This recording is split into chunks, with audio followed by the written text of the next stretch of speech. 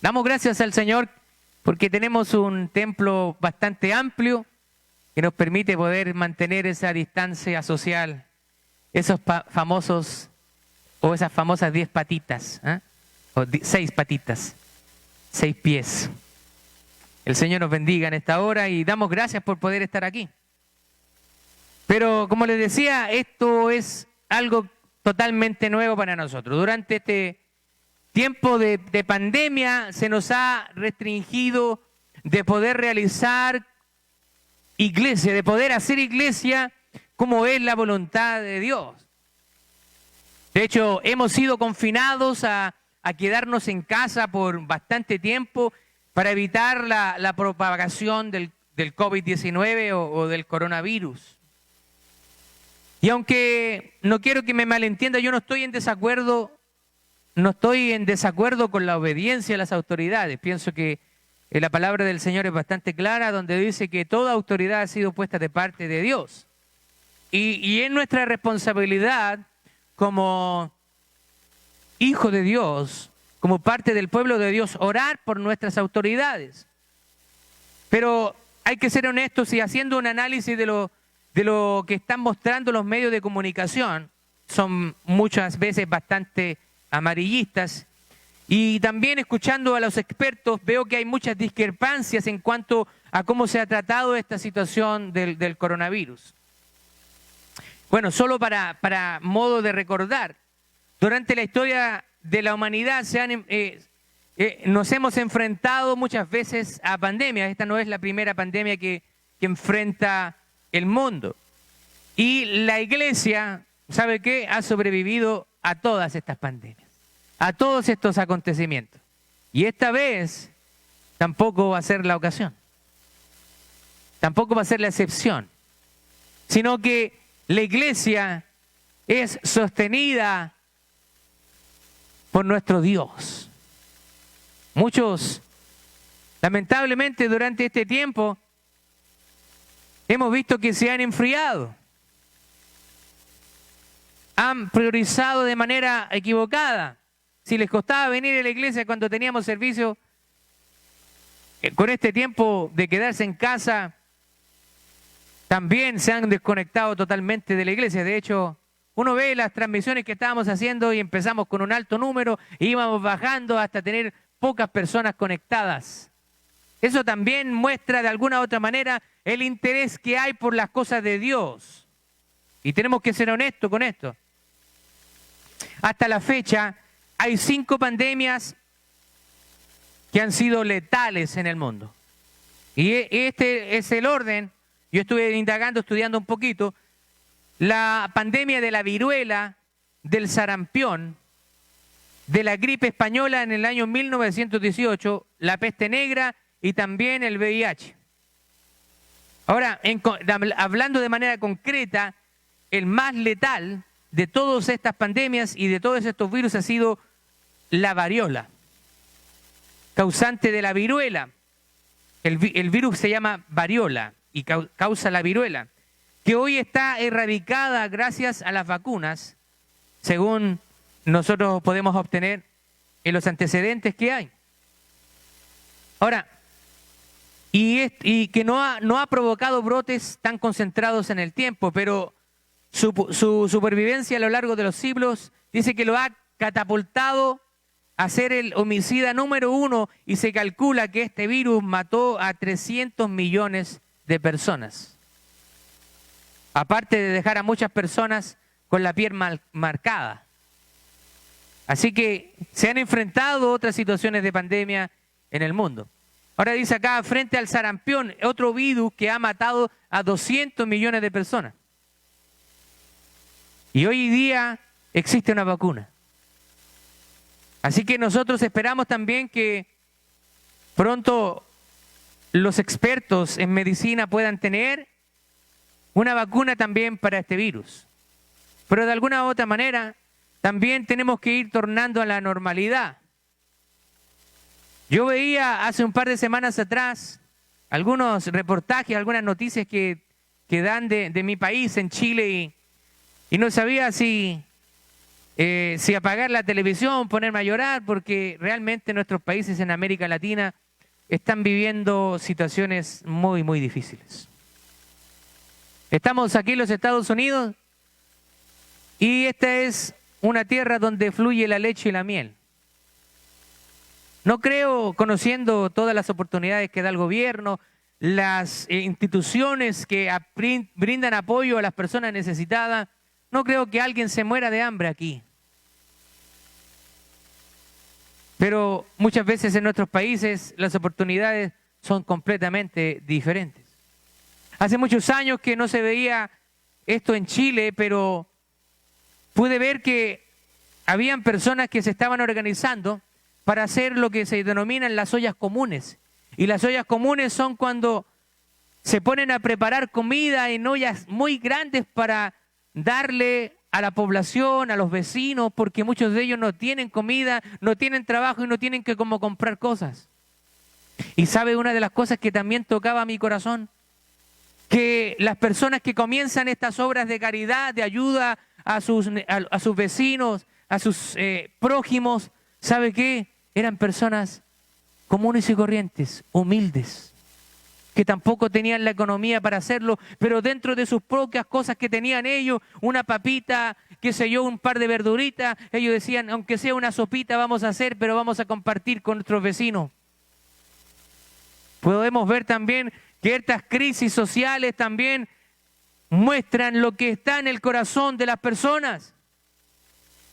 Personas sufriendo en Latinoamérica, y ¿sabe qué? Dios es bueno. Porque esas personas, cuando los mostró la televisión, después vieron personas que llegaban a donarle cosas para que siguiera contribuyendo con sus vecinos y pudieran tener comida. Esto revela, estas pandemias revelan lo que está en el corazón del hombre y de la mujer. Revela lo que está dentro de nosotros. Ahí podemos ver la generosidad. Acá podemos ver la avaricia. Cuando llegaron los cheques del gobierno y muchos en Walmart estaban comprando electrónicos. Podemos ver lo que está en el corazón del hombre. Pero ¿sabe qué? Dios es el que pesa y mide nuestro corazón. La iglesia es la voluntad de Dios. Jesucristo es el fundador de la iglesia. Y la iglesia no es obra ni idea humana. La iglesia existe por voluntad de Dios. Cuando Jesucristo está con sus discípulos y tiene a Pedro y le dice, de cierto te digo que tú eres Pedro. Y sobre esta roca edificaré mi iglesia y las puertas del Hades no prevalecerán contra ella. Pero si nosotros vamos un poquito más atrás, nosotros podemos ver de que Pedro había hecho una gran declaración. Muchos andaban diciendo que Jesús era Elías, que había resucitado. Algunos decían que él era un profeta simplemente, pero Jesucristo les pregunta a ellos, ¿y para ustedes quién soy yo? Es lo que el Señor en este día nos está preguntando, para ustedes, para cada uno de nosotros. ¿Quién es Jesús para nosotros? ¿Quién soy yo para ustedes? Dice el Señor. Usted dirá, alguien con el cual puedo usarlo como un amuleto, mencionarlo por aquí, por allá, con mi familia, mis amistades. ¿Realmente lo consideramos el Señor de nuestra vida? Pedro le dijo a Jesús, tú eres el Cristo, el Hijo del Dios viviente. Esa declaración fue una declaración poderosa. El solo leer esas palabras o imaginarlas, yo me imagino ese momento, algo se tuvo que haber desatado en la atmósfera espiritual. Tú eres el Cristo, el Hijo del Dios viviente. Yo creo que los demonios salieron huyendo de ese lugar. Pero cuando Pedro le hace esa declaración y Jesús le dice, de cierto te digo que tú eres Pedro y sobre esta roca edificaré mi iglesia, algunos han malinterpretado y dicen que Pedro fue el primer papa, que Pedro es la roca sobre la cual la iglesia fue edificada. Pero nosotros podemos ver en un buen estudio bíblico que cuando se habla de la roca, se refiere a un nombre para Jesús. Él es la roca, la cual desecharon los edificadores, la cual vino a ser la cabeza del ángulo. Jesucristo es quien sostiene la iglesia. No somos nosotros los hombres. La iglesia ha sufrido consecuencias de todo esto. Ha sufrido consecuencias del detenimiento de reuniones públicas. He podido, como les decía, observar, en vez de muchos aprovechar este tiempo para buscar más del Señor, han hecho todo lo contrario y se han enfriado y se han alejado de Dios.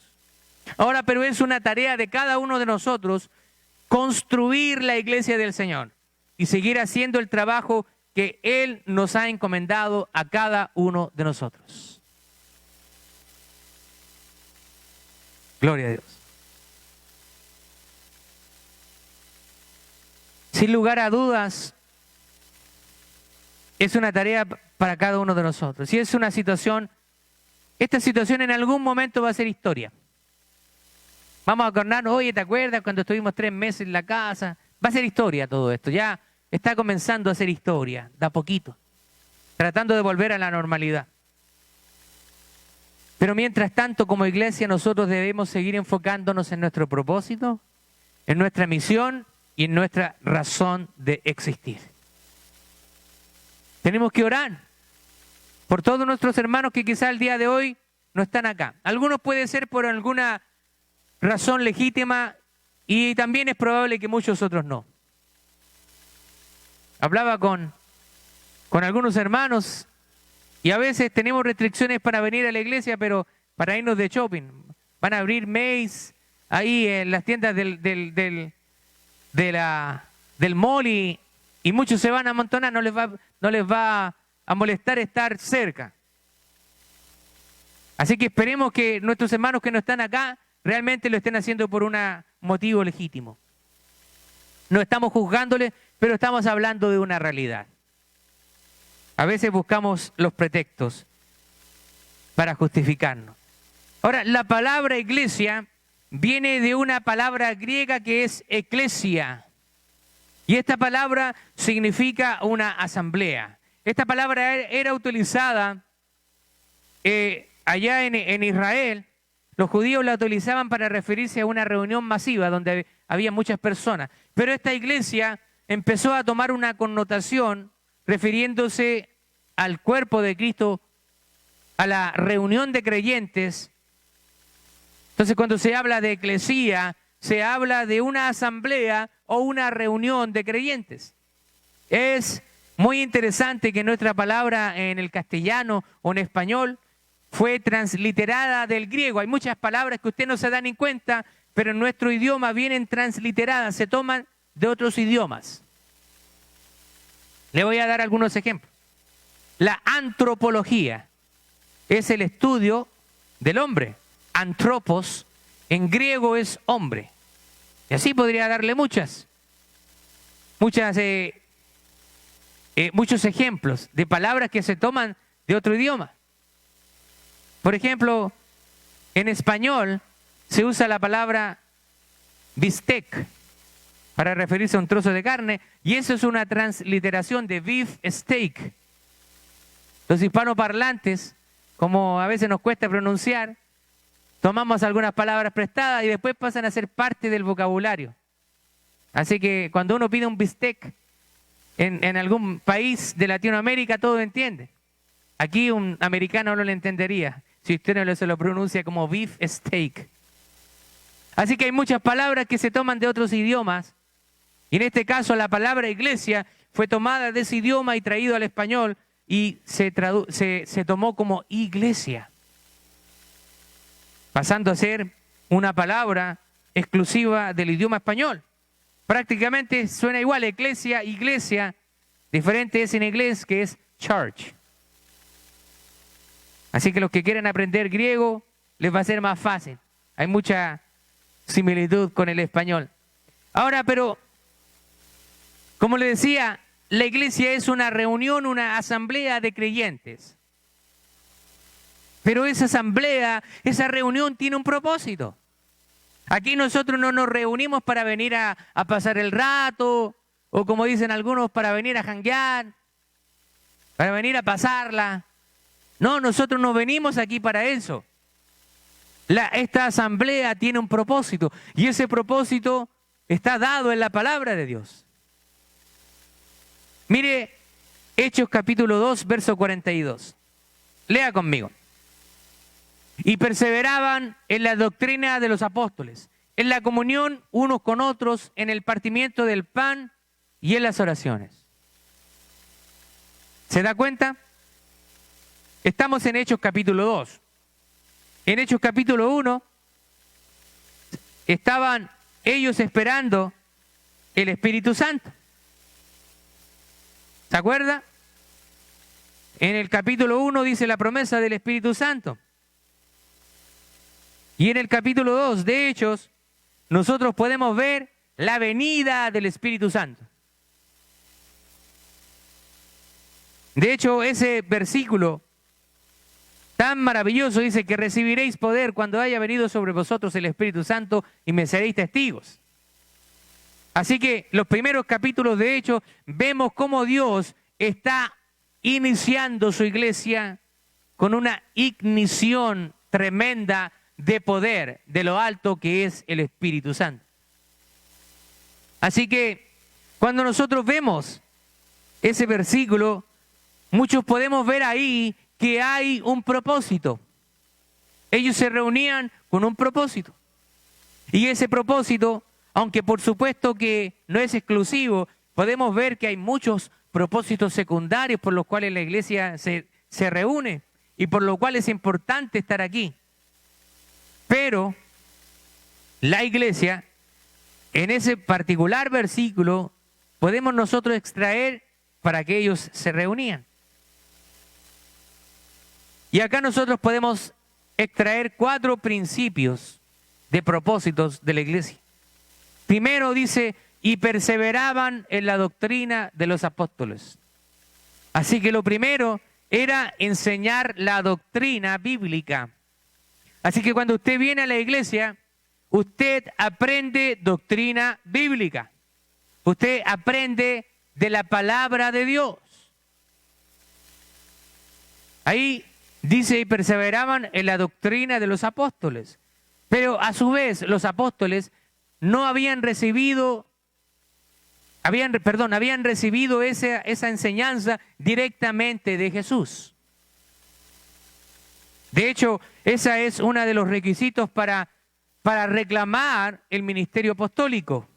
El ministerio apostólico, uno de los requisitos es que ellos hubieran estado con Jesús. Incluso Pablo tuvo una experiencia personal con Jesús y él mismo se llama como el abortivo, el último de los apóstoles. Nosotros podemos ver que durante 2000 años de iglesia nadie volvió a utilizar el nombre de apóstol. Hasta hace unos pocos años. Peter Warner en California comenzó supuestamente a recibir una nueva revelación. Y él dice que el ministerio apostólico ahora tenía que florecer nuevamente después de 2000 años. Cosa extraña. Pero aquí nosotros podemos ver que Dios entrega a los apóstoles y los apóstoles a su vez entregan esa enseñanza a su pueblo. Así que el propósito principal, uno de los propósitos es enseñar y aprender la doctrina bíblica. Segundo, dice, en la comunión unos con otros. En la comunión unos con otros. ¿Qué es lo que es tener comunión? La palabra comunión tiene 2 connotaciones en la Biblia. Una de ellas es la Santa Cena, ¿ya? Cuando se refiere a tomar la comunión, la Santa Cena, pero también se refiere a tener coinonía, a tener compañerismo, fellowship. Nosotros somos llamados para tener convivencia como hijos de Dios. Es un lugar donde presenta convivencia. Este es el lugar para relacionarnos, para bendecirnos unos a otros con nuestros dones espirituales. En el libro de Efesios, capítulo 4, se mencionan los diferentes ministerios, y en Romanos también, capítulo 12, la iglesia está dotada de ministerios, está dotada de dones. Así que a través de esa convivencia de creyentes, también nosotros podemos ser edificados unos a otros. No todos tenemos los mismos dones. El Señor nos usa de manera diferente.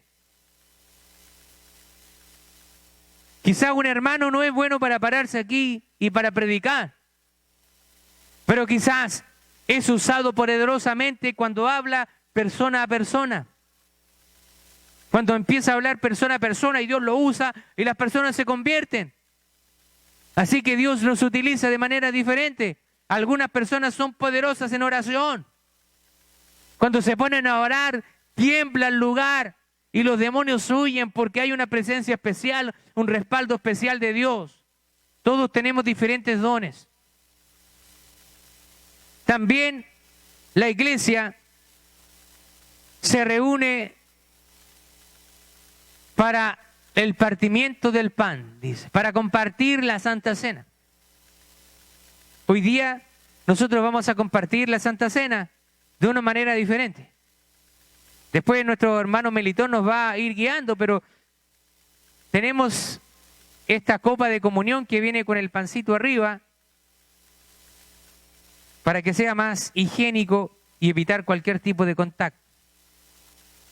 Y también la iglesia se reúne para orar. Mire, y en las oraciones. ¿Se da cuenta? La iglesia tiene que ser un lugar de oración. Pero escúcheme, no quiero que usted malentienda esto. No es el único lugar de oración. Porque nosotros tenemos que orar en nuestros hogares, buscar al Señor. Pero por supuesto que aquí también debemos fomentar la oración, orar los unos con los otros. Si alguien está abatido, débil, está triste, tenemos que orar. Usted, los que tienen discernimiento espiritual, discernir si alguien está en necesidad y tomarle y orar. Hoy en día eso se ha perdido en las iglesias.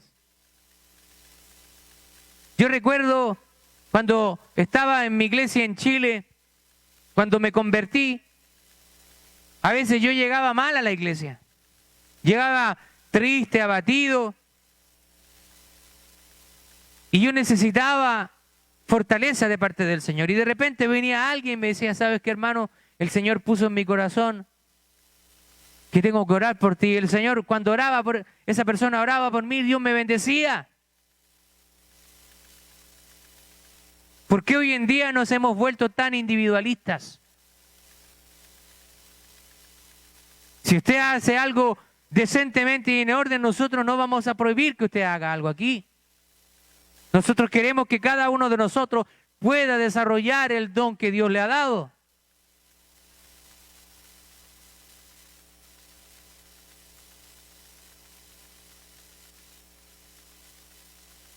Enseñar la doctrina bíblica implica varias cosas.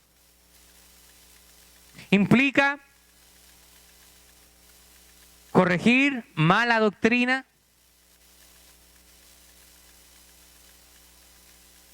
Implica tener que discipular la vida de las personas. Eso es parte del propósito.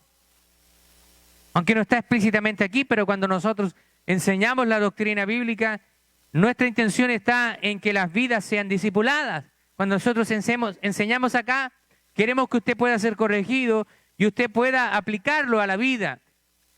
Todo sermón tiene que tener una aplicación. Toda enseñanza bíblica tiene que aplicarla. Cuando usted lee la Biblia, no es solo para leerla. Usted tiene que preguntarse, ¿qué quiere Dios hablarme de esto? ¿Cómo aplica esta palabra a mi vida? Efesios capítulo 4, verso 32 dice, antes sean benignos unos con otros, sean misericordiosos, perdónense unos a otros como Dios también los perdonó a ustedes en Cristo. Dios quiere la restauración de su pueblo. Quiere que cuando nosotros nos hagamos daño también hagamos lo que se llama la restauración, restitución. Si nosotros no hacemos restitución, entonces nuestras alabanzas, nuestras oraciones no van a poder subir. La palabra de Dios dice, si tu hermano tiene algo contra ti o tú tienes algo contra tu hermano, entonces dice, pone tu ofrenda aparte, ve y reconcíliate con tu hermano y entonces ven y ofrécela en el altar. Dios quiere que nosotros podamos sanar cualquier tipo de relación que haya sido dañada o quebrantada. El celebrar la cena del Señor significa tener convivencia, partir el pan, estar juntos, comer juntos. Yo me imagino la iglesia primitiva. La iglesia primitiva era una iglesia que comenzó a multiplicarse mucho en los hogares, en las casas.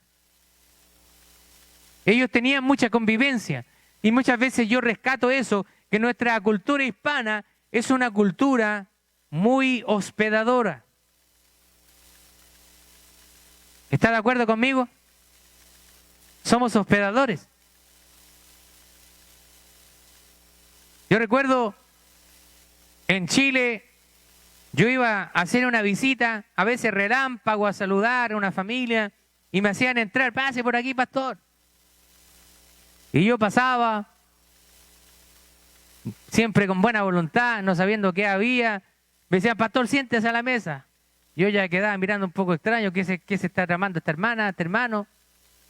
Pastor, mire, sírvase. Y me atendían, pero como rey. Aquí también he visto esa hospitalidad de nosotros los hispanos.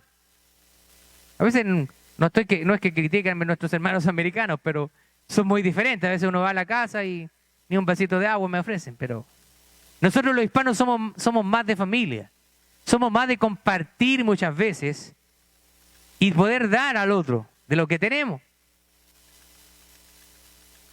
Ahí unas baleaditas, un atole mexicano, tan sencillito como eso, ¿cierto? Un suspiro limeño. Somos un pueblo especial. Y Dios quiere que eso especial no lo perdamos. La palabra del Señor dice que el diablo ha venido a matar, a destruir y a robar. Pero la palabra del Señor también dice que Él ha venido a deshacer las obras del diablo. Hay otra comisión también de la iglesia. Y le hemos hablado muchas veces. Mateo capítulo 28, verso 19 en adelante, Hechos capítulo 1, 8. Lo que llamamos la gran comisión. Ese es un propósito importante de la iglesia. Predicar el evangelio. Pero ¿sabe qué? Hay una gran responsabilidad en eso. Porque muchas veces nos quedamos con predicar. Prediqué, ok, ya salvé, ya hice mi parte, ahora eso queda hasta ahí. Pero dice que no solamente la gran comisión implica el predicar, sino que hacer discípulos. Y hacer discípulos es algo difícil. Porque hacer discípulos significa enseñarle a obedecer la palabra. Muchas veces hay que tirarle las orejitas al hermano, a la hermanita. Mire, esto es lo que dice la palabra. Usted está haciendo esto es lo que hay que hacer. Usted está avergonzando el nombre de Cristo. Esto es lo que tiene que hacer. Usted tiene que ser embajador de Cristo. Tiene que ser luz del mundo, sal de la tierra.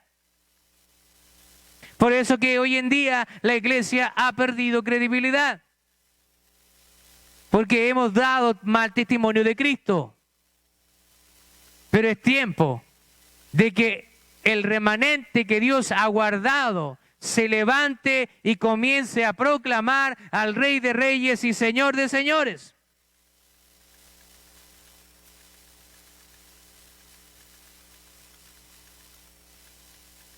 Mire lo que dice Santiago capítulo 1, verso 27. Como les decía, solamente este versículo de Hechos 2:42 encierra parte de los propósitos de la iglesia, pero hay muchos propósitos.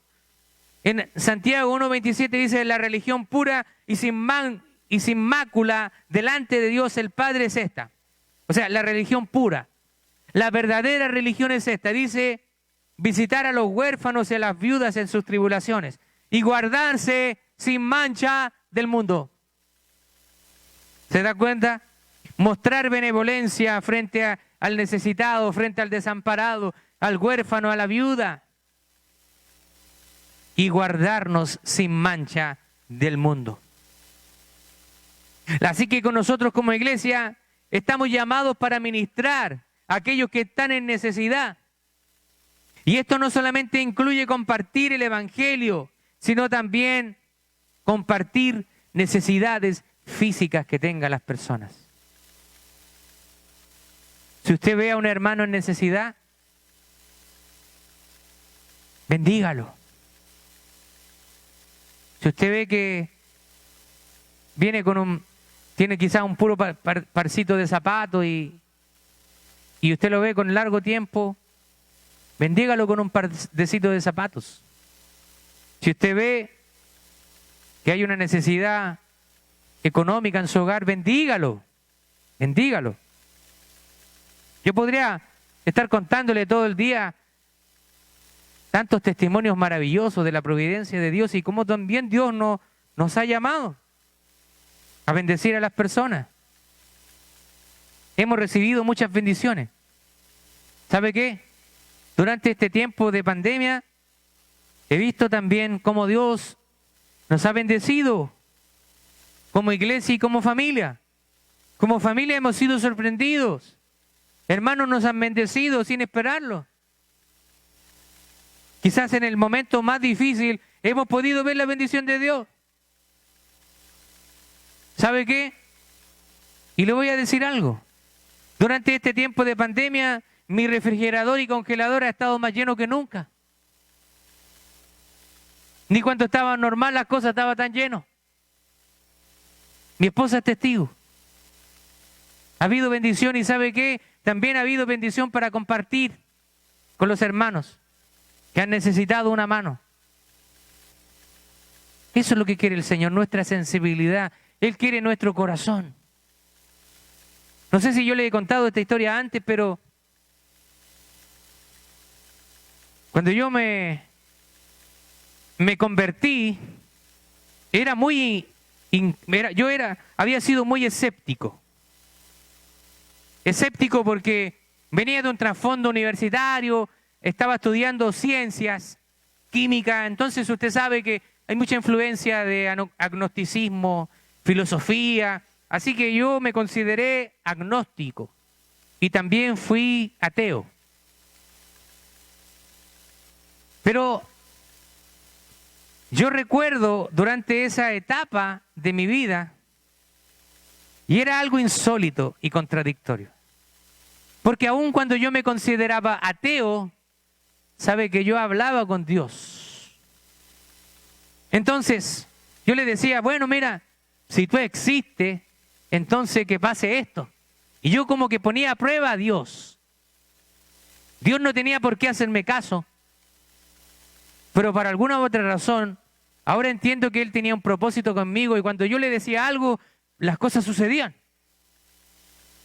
Entonces yo me quedaba sorprendido y decía, nada, estoy loco, esto tiene una coincidencia. Pero yo volví a hacer, si tú existes, entonces que pase esto. Y volví a pasar. Cuando las personas se declaran ateas, usted se va a dar cuenta que en ellos hay rabia, hay odio. Ellos odian a Dios. Realmente dicen que no creen en Él o que creen que Él no existe, pero realmente en el fondo de sus corazones ellos saben que existen, pero están enojados, están en rebeldía contra Dios. Y entonces Dios empezó a mostrarme cosas, a usarme de una manera impresionante. Yo no creía en nada sobrenatural. Entonces Dios permite que yo pueda experimentar algunas cosas. Quizás no lo había hablado antes, pero no tengo por qué tener temor si esto es la verdad. Comencé a tener experiencias sobrenaturales y comencé a ver el lado oscuro. Empecé a experimentar la presencia demoníaca. Yo le voy a ser bien sincero, yo nunca he visto un ángel. Hay gente que dice, no, yo vi un ángel y era así, así. Yo nunca he visto un ángel, pero yo he visto el lado contrario, yo he visto demonios. Y ellos comenzaron a atacar mi vida. Me atormentaban porque ellos querían que yo desistiera. En mi habitación en la noche yo era el único cristiano en casa y yo trataba de orar y me golpeaba en la ventana, me volvía en la cama y yo tratando de dormir. La primera vez que quise ayunar, durante la noche experimenté un vacío en mi estómago, un dolor de estómago que no me lo podía explicar. Ahora entiendo que eso era la obra del diablo en contra de mi vida.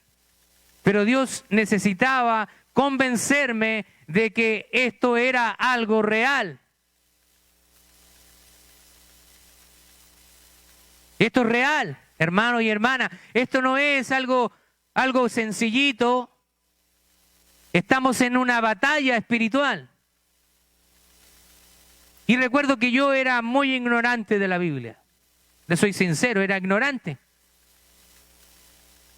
Pero por alguna otra razón Dios estaba poniendo en mí esa necesidad de servir a los demás. Una compañera de trabajo, yo le predicaba y ella me compartió, sabes que hay una vecina mía que le pasan cosas en la casa, así que necesita que alguien vaya a orar. Y yo como buen hijo de Dios, yo hablé con mi pastor y le dije, pastor, ¿sabe que hay alguien que está en necesidad? Parece que la casa está con hechicería o algo por el estilo y necesita que vayan a orar por ellos. Y mi pastor, sí, ok, vamos a ir. Se hizo el loco, nunca fue. Le dije a un par de hermanas y hermanas, no, eso yo no me meto. Y yo tenía 22 años. Yo estaba con mi esposa y ¿sabe qué? Me entró un celo de parte de Dios. Y yo dije, ¿y esta gente que lleva años sirviendo a Dios y no quiere ayudar a alguien que está en necesidad? Y yo le dije a mi esposa, nosotros vamos a ir. Yo no tenía idea cómo echar fuera demonios. Dije, pero vamos a ayunar, ayunamos 3 días y vamos a ir. Sorprendentemente, mi suegra nos dice, ¿sabe qué? Dios me mostró esa casa. Y esa casa queda en una esquina, tiene estas características. Ok, yo la escuché. Cuando voy manejando, vamos llegando al lugar, la casa quedaba en una esquina. Y cuando entramos a esa casa, una presencia demoníaca tremenda. Empezamos a orar y las cosas volaban de un lugar para otro. La puerta de la cocina la golpeaban de una manera. Subimos al segundo piso y las cosas volaban, la cama volándose. Así que yo conozco bien el lado de las tinieblas. Si usted pensaba que yo soy un poco escéptico en las cosas sobrenaturales, creo que hoy día tiene que disipar toda duda. Yo creo en las cosas naturales porque tengo muchas vivencias. Acá nunca he visto manifestarse alguien endemoniado. En Rancagua, cuando fuimos a plantar una iglesia, era pan de cada día. Todos los domingos teníamos que estar ministrando gente endemoniada. Porque el diablo ataca aquí de otra manera. En Estados Unidos, yo no le soy sincero, he estado en iglesias donde parece que no vuela una mosca, más secas que están, parece que los hermanos vienen del desierto porque están más secos espiritualmente. Y a veces yo he tenido este pensamiento al Señor y le he dicho, ojalá aquí se manifestara un demonio porque ahí vamos a ver quiénes son buenos y quiénes no. Nosotros no podemos desconocer el mundo de las tinieblas. Pero ¿sabe qué? Los que somos hijos de Dios, Dios nos ha dado poder de lo alto para combatir las obras del diablo. Recuerdo que cuando estaba en Chile, Dios comienza a poner en mi corazón cosas. Y yo recibo de parte de Dios que tengo que regalarle un par de zapatos a un hermano. Parece que lo conté en discipulado, pero no lo he contado en una predicación.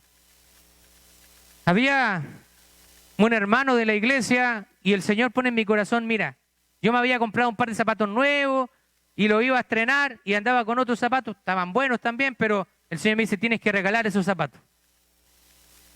Estaban nuevos, me lo había comprado recién.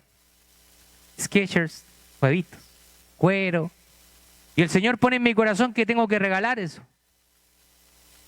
Cuando yo llego a la iglesia, tenía la cajita en una bolsa para que nadie viera.